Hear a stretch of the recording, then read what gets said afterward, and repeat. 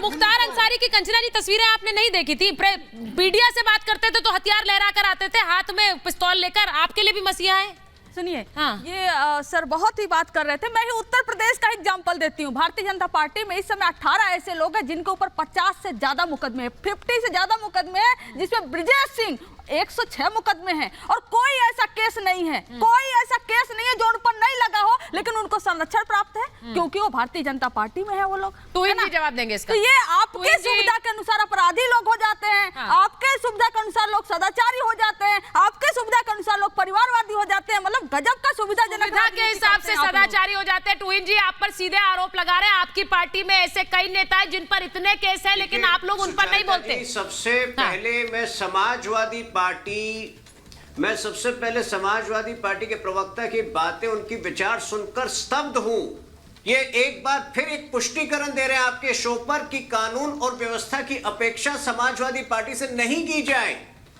देखिए ये अगर कोई सोचता है कि वो पुराना जमाना था जब आतिक अहमद को इन्होंने लॉन्च किया था पॉलिटिक्स में, तो आज एक बार फिर आपके शो पर ये सबको रिमाइंड कर रहे हैं कि अपराधियों के प्रति इनका विशेष जो है स्नेह है और ये पूरे यूपी की जनता को इनकी बातें सुनकर सचेत हो जाना चाहिए।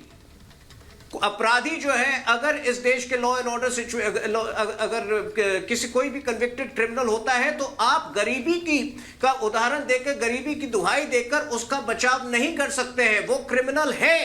इस देश में कानून की भाषा को समझना चाहिए और उसका सम्मान करना चाहिए, जो दुर्भाग्यवश समाजवादी पार्टी ना पहले कर पाई है ना आज कर पा रही है।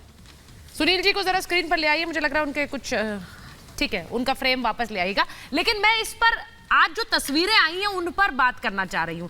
मुख्तार अंसारी के बाद कंचना जी आपके नेता ने भी ट्वीट करके बोला, उन्होंने पोस्ट लिखी, उनको श्रद्धांजलि दी। मैं एक तस्वीर, राजनेताओं से ऐसी उम्मीद की जाती है कि वो अपराधियों के लिए खुलकर संरक्षण नहीं करेंगे, कम से कम अपराधी को अपराधी कहा जाएगा। लेकिन अगर ऐसा नहीं होगा तो ये दिक्कत बढ़ाएगा। और क्या सभाओं में फिर क्यों नहीं हमला बोला जाएगा ये बोलकर के देखिए आप तो माफिया के घर जाते हैं, आप तो माफिया को श्रद्धांजलि देते हैं। ये अपराधीकरण इसलिए है क्योंकि आप अपराध के साथ खड़े हैं, तो फिर आपसे भी वही उम्मीद है। तीन आपको उदाहरण बता दूं इस पे। नहीं आपने ना शुरू में बताया, ना ही बीजेपी के प्रवक्ता इस पर बोले। मैंने जो साई प्रसाद का केस बताया जिस पर जांच हो रही है, किस केस में, जो रामेश्वरम में ब्लास्ट हुआ, उस पर कोई नहीं बोला। मैं जवाब मांगती हूँ इनसे, मैं दोनों लोग से जवाब मांगती हूँ जो बीजेपी को डिफेंड कर रहे हैं और बोले। और दूसरा जो संजय सरोज का केस था, जो लश्कर ए तैयबा के लिए जो टेरर फंडिंग का केस उस पर आया था, उस पर भी ये लोग नहीं बोलेंगे। और ऐसे ही एक केस तालिब अली शाह का था, उसको भी आतंकी में पाया गया था लश्कर ए तैयबा के साथ। ये तीनों केस जो है भारतीय जनता पार्टी से जुड़ा हुआ है। आखिर में ऐसा क्यों होता है कि कनेक्शन हमेशा भारतीय जनता पार्टी से निकल जाता है और आप लोग देश को तो बचा नहीं पा रहे हो और अपराध मुक्त जो है विपक्ष करने की कोशिश कर रहे हो, जबकि अपराधी तो आप ही के शरण में हैं, आप ही के शरण में। हर स्टेट में चले जाइए, मैंने 18 उदाहरण बताए ना आपको, अभी जाते जाते लिस्ट में दे दूंगी क्योंकि नाम इतना लंबा है मैं यहाँ पढ़ ही नहीं सकती। लेकिन एक केस बता दी जिस पर 106 केसेस है, रेप, मर्डर, कोई ऐसा केस नहीं होगा जो बचा है, लेकिन बचे हुए हैं क्योंकि भारतीय जनता पार्टी। अवधेश जी वो कह रही चुनकर आपको सिर्फ लालू यादव नजर आते हैं, अरविंद केजरीवाल नजर आते हैं। उनका सवाल अपनी जगह वाजिब है कि वो क्यों नहीं नजर आते हैं जो बीजेपी को सपोर्ट कर रहे हैं। देखिए ऐसा है, राजनीतिक प्रश्न का उत्तर तो तुहिन सिन्हा देंगे। ये बात सही है कि जो कर्नाटक के रामेश्वरम कैफे में विस्फोट हुआ, उसमें जो गुंडू राव वो पकड़ा गया है, उसके बारे में कांग्रेस ने कहा है कि ये भाजपा का कार्यकर्ता था।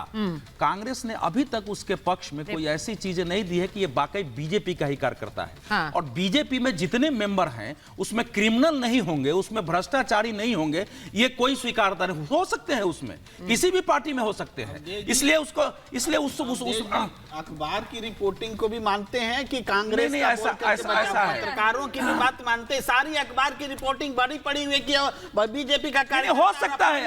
आप कांग्रेस बोल करके पिंडे सुनिए, आप कांचना यादव जी के सवाल का जवाब दीजिए। सुनिए, कांग्रेस का बोल करके बचिए मत।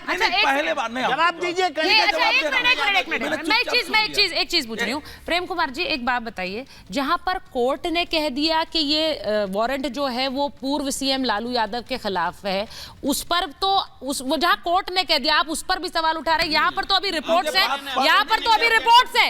आप दोनों को देखिए कोर्ट ने क्या कहा है। मुझे बोलने हाँ बोलिए। अभी तो पुलिस गई है वारंट लेकर खोजने ना, कोर्ट का किसी ने अभी ध्यान कहाँ दिलाया है कि वो कौन लालू प्रसाद है? सर वो कंफ्यूजन वाला मामला खत्म हो चुका है, इस मामले में बहुत ये कंफ्यूजन लालू प्रसाद है ही नहीं। अच्छा। मैं इतने दिनों से क्यों संज्ञान ले जो उस लालू प्रसाद का ऐसा है, सुनिए सुनिए, तो क्या हमें उन पर नहीं देखो ऐसा ये मामला जो है, नहीं सुनिए, बिल्कुल गलत है पूरा। देखो ये मामला जब उभरा था तो हम लोग जर्नलिज्म में थे, इसलिए मुझे जब ये मामला है तो थोड़ा ये देखिए दिग्विजय सिंह सरकार के समय का मामला है। 93 से 2003 तक दिग्विजय सिंह वहां मुख्यमंत्री थे। ठीक है। 98 में उनको फरार घोषित किया गया है और उस समय ही ये एस्टेब्लिश किया गया कि राजकुमार, उसमें मामला यही था कि राजकुमार शर्मा ने हथियार खरीदा, लालू प्रसाद यादव के नाम से बेचा, पिता का नाम गलत लिखा। अगर उसी समय कोर्ट में लालू जी का अपीयरेंस हो गया होता तो ये केस खत्म भी हो सकता था। नहीं वही वो भी कह रहे लेकिन हैं। अभी सुनिए ना, ना ऐसा नहीं होता है सर। आपके नाम से अगर वारंट है, आपको फरार घोषित किया गया है।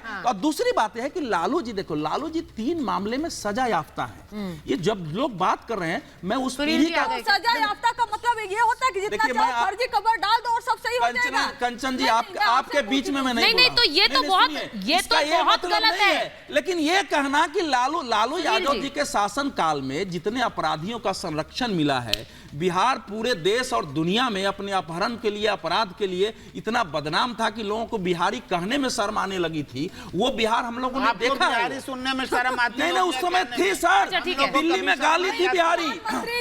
ये कंचना जी उस समय नहीं देखी होंगी, दिल्ली में बिहारी गाली था और इसी के कारण नीतीश कुमार को सपोर्ट मिला। सर लालू यादव के उसी शासन के विरुद्ध नीतीश कुमार को सपोर्ट मिला कि हम लोग सुशासन कहलाते हैं। और नीतीश कुमार जो 10 साल तक सुशासन बाबू कहलाए, वो किस लिए कहलाए? क्योंकि कुशासन के विरुद्ध खड़े थे। तो इसलिए उसको आप नकार नहीं सकते।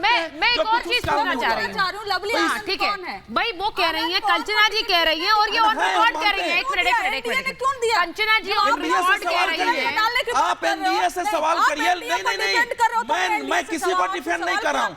मेरे सामने मैं केवल सच और तथ्य रख रहा हूँ। मैं किसी को डिफेंड न करता हूँ, न किसी के खिलाफ जाता हूँ। जो मुझे सच दिखता है, जो तथ्य दिखता है, मैं उसको प्रेजेंट करता हूं। किसी के पक्ष में जा सकता है, किसी के विरुद्ध जा सकता है।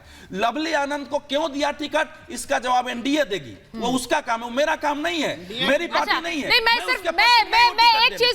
मैं एक चीज सिर्फ क्लैरिफिकेशन के लिए कह रही हूँ, क्योंकि कंचना जी बार बार कह रही हैं।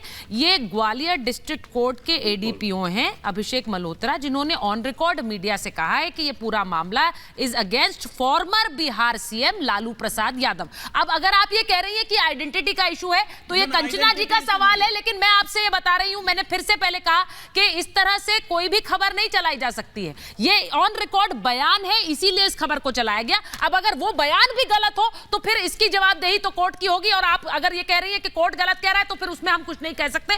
मैं आपसे फिर कहूंगी, लेकिन सवाल सिर्फ ये है कि जो तस्वीर उभर कर आ रही है, मैं एक बार जरा एनआईए वाली जो खबर मैंने चलाई थी प्रेम जी, मैं ममता बनर्जी के बारे में बार बार इसलिए कह रही हूं क्योंकि उन्होंने इससे पहले शाहजहां शेख मामले में ईडी के अफसरों पर हमला हुआ और वो खड़ी हुई थी उस हमले को सही बताते हुए। इस बार हमला हुआ एनआईए की टीम पर। अब ये जो तस्वीर उभर कर आती है वो ये कि अलग अलग राज्यों में क्यों अपराध को संरक्षण देने की ये तस्वीर है, क्योंकि अगर सिटिंग सीएम ये करता है तो उसका प्रभाव अलग पड़ता है।